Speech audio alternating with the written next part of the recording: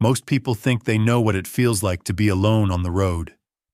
Miles of highway, no traffic, no cell service, just you, your thoughts, and the dark.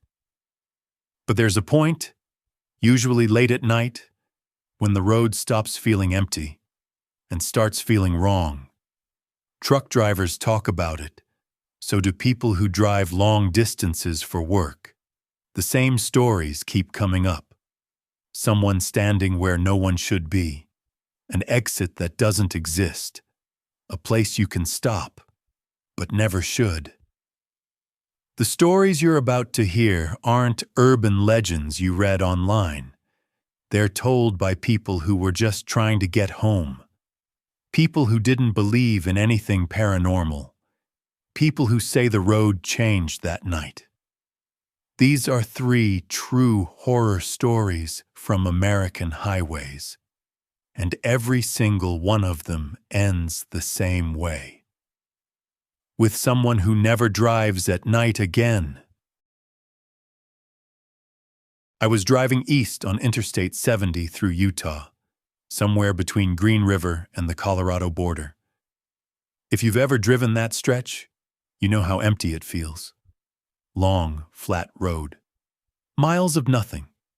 No towns, no lights, just darkness and desert. It was just after midnight, and I was trying to make it through before I got too tired. The radio kept cutting in and out, so eventually I turned it off. It felt quieter without it. Too quiet. About 40 minutes in, I saw something ahead on the shoulder. At first, I thought it was a broken-down car. But as I got closer, I realized it was just a person. A man standing on the side of the highway. No car, no hazard lights. Just a man, standing perfectly still, facing the road. I remember thinking how strange that was. Out there, that late, with nothing around for miles. As I passed him, I glanced over. He was watching my car, not waving, not asking for help, just watching. I told myself he probably ran out of gas and was waiting for someone. Still, I didn't slow down. A few minutes later, I checked my rearview mirror. I expected to see nothing. Instead, I saw him again. He was walking along the shoulder behind me. That didn't make sense. I was doing almost 70. There was no way he could still be anywhere near me. I focused back on the road, telling myself I was tired, that my eyes were playing tricks on me. Another 10 minutes passed. Then my headlights caught something ahead. The same man, standing on the shoulder again. This time I felt my stomach drop. Same clothes, same posture, same stillness. There was no way he could have gotten ahead of me. There were no exits, no side roads, nothing but open desert. As I drove past him again, I didn't look. I kept my eyes straight ahead and pressed down on the gas. My heart was pounding so hard I could feel it in my throat. A few miles later, my low fuel light came on. I hadn't planned on stopping yet, but I didn't have a choice. The next rest area was coming up, and I pulled in, hoping there would be other people there. It was completely empty. I parked under a flickering light and sat there for a moment, engine running, trying to calm down. That's when I noticed movement near the edge of the lot.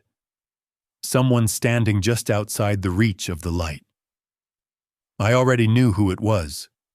The man from the highway. He wasn't walking toward me. He wasn't waving. He was just standing there watching my car. I locked the doors without thinking. After a few seconds, he took one slow step forward, then another. I started the engine and threw the car into gear, tires squealing as I pulled back onto the highway. I didn't stop again until sunrise. The next morning, I told the story to a gas station clerk near the Colorado border. He didn't laugh. He just nodded and said, "Yeah, people see him out there sometimes." I asked him who he was.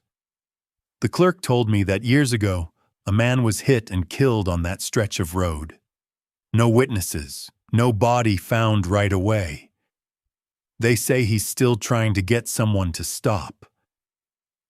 I've driven plenty of highways since then, but I never drive I-70 at night anymore. And if I see someone standing on the shoulder, I don't slow down.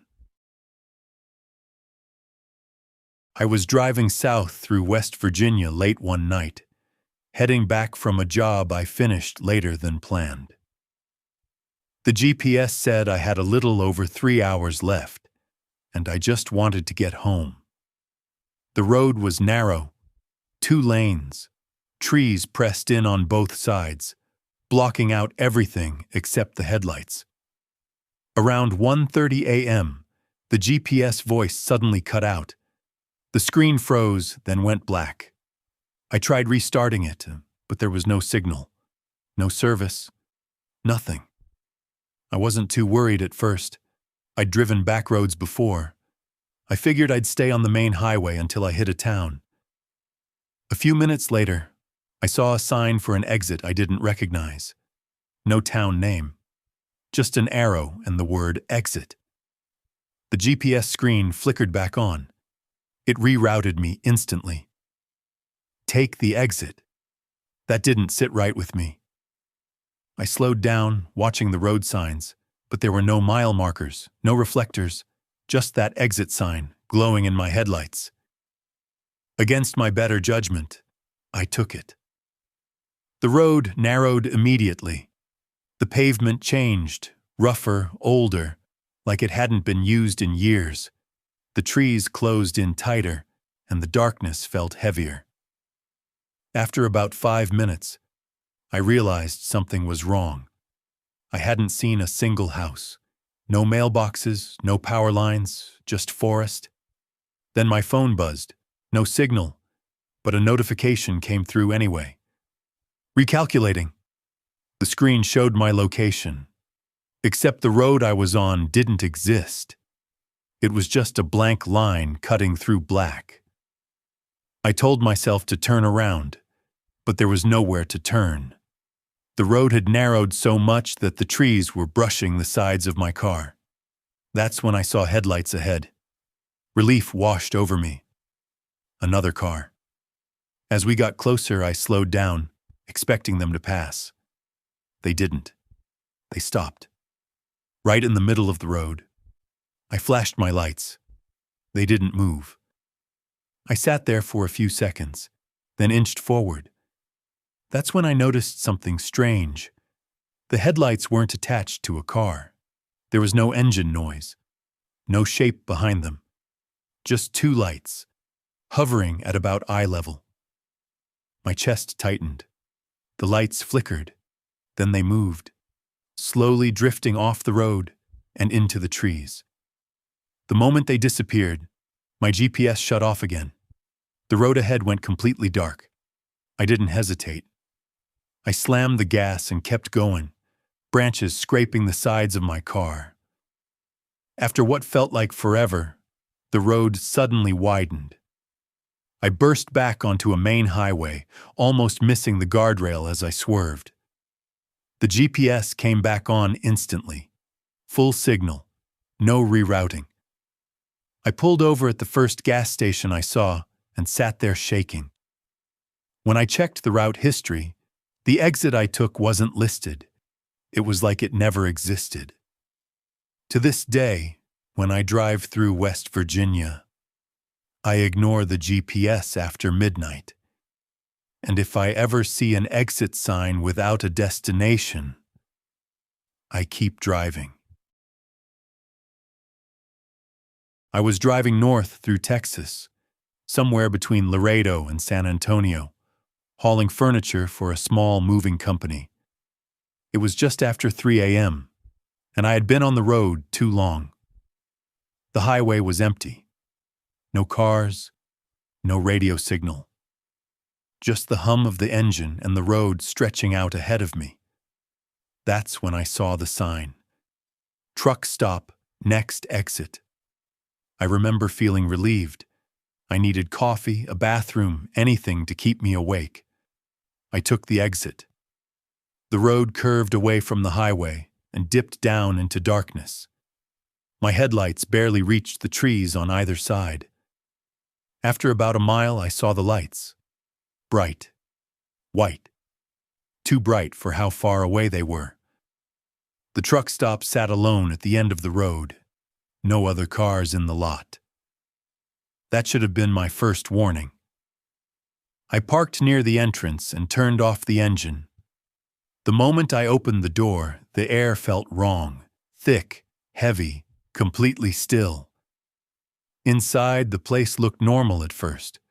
Bright fluorescent lights, shelves stocked with snacks, a counter at the back, but there was no sound, no music, no humming coolers, no voices.